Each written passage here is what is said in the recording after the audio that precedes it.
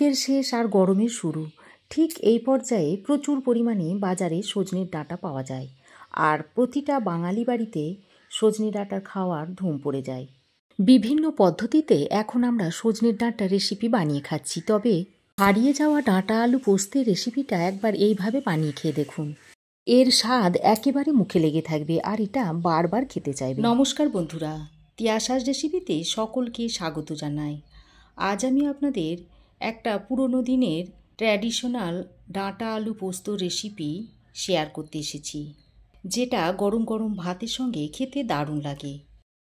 ঘরে থাকা সামান্য কয়েকটা উপকরণ দিয়ে রেসিপিটা খুব কম সময়ের মধ্যে তৈরি করে নিতে পারবেন। খেতে অত্যন্ত সুস্বাদু হয়।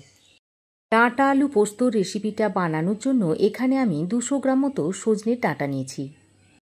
আর ডাঁটার গা থেকে আঁশটাকে আমি বেশ ভালো করে ছাড়িয়ে নিয়েছি। আর ডাঁটাগুলোকে এইভাবে লম্বা লম্বা করে টুকরো করে নিয়েছি। আর সঙ্গে নিয়েছি একটা বড় সাইজের আলু। এবার এই বড় সাইজের আলুর খোসাটা বেশ ভালো করে ছাড়িয়ে নিতে হবে।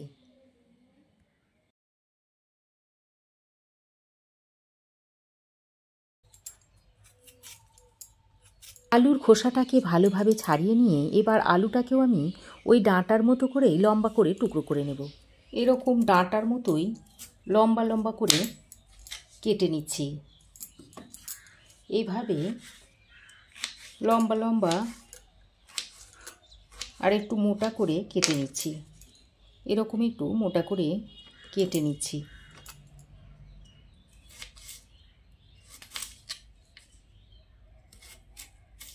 আলু কাটা হয়ে গেলে আলুগুলোকে ভালো করে ধুয়ে নিয়েছি। আলু কাটা হয়ে গেলে এবার আমি পোস্তটা বেটে নেব।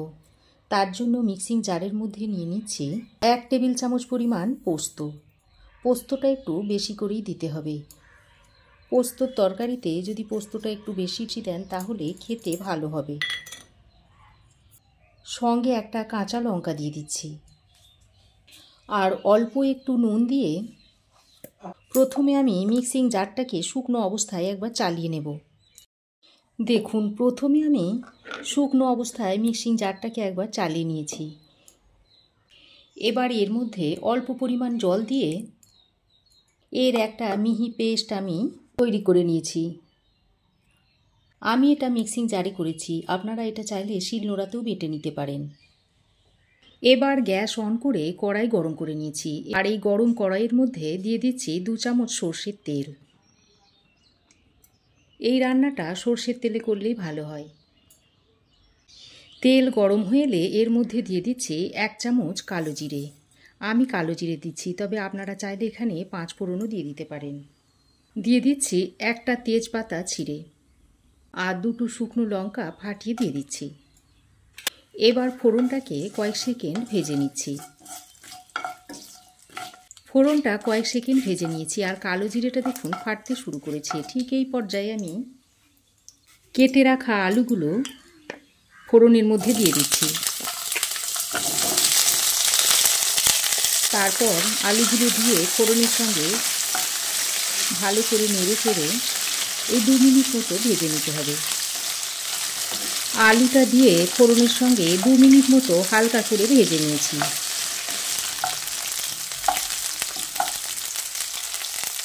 এবার আমি এখানে কেটে রাখা ডাঁটাগুলোকে দিয়ে দিচ্ছি। গ্যাসের ফ্লেমটাকে হাইতে করে ডাঁটা আর আলুগুলোকে আরও 2 মিনিট মতো ভেজে নিতে হবে। তবে ডাঁটা খুব বেশি কিন্তু ভাজা যাবে না। খুব বেশি ভাজলে ডাঁটার স্বাদটা কিন্তু ভালো পাওয়া যাবে না।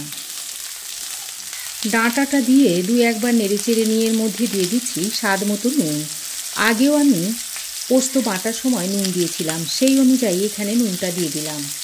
নুনটা দিয়ে আলু ও ডাঁটার সঙ্গে আরও একবার ভালোভাবে মিশিয়ে নিচ্ছি। দেখুন, আরও 2 মিনিট ডাঁটা ও আলুটাকে বেশ হালকা করে ভেজে নিয়েছি। এবার আমি এই পর্যায়ে 1 কাপ মতো জল দিয়ে দিচ্ছি। এখানে খুব বেশি জল দেওয়া যাবে না। ডাঁটা ও আলু সেদ্ধ হতে যে পরিমাণ জল লাগে সেই পরিমাণ জলটাই আমাকে দিয়ে দিতে হবে। জলটা দিয়ে ডাঁটা ও আলুর সঙ্গে ভালোভাবে নেড়েচেড়ে মিশিয়ে নিয়ে ঢাকা দিয়ে 3-4 মিনিট এইভাবে রান্না করে নিতে হবে। এর ফলে ডাঁটা ও আলু বেশ ভালোভাবে সেদ্ধ হয়ে যাবে।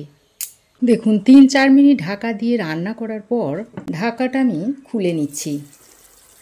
আর দেখুন আলু ডাঁটা বেশ ভালোভাবে সেদ্ধ হয়ে গেছে।